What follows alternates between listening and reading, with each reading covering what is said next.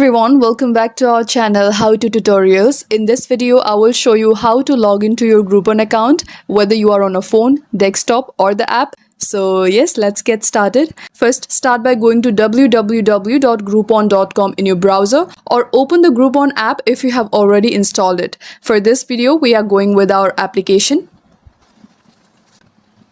Once you are on the home page, tap on My Stuff icon at the bottom right.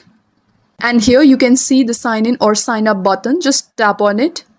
Here you have options to either continue with your Facebook account or your Google account. But my email address is linked to my Groupon account. So I will simply enter my credentials here. And once done, tap continue. Enter your password. Once done, tap sign in.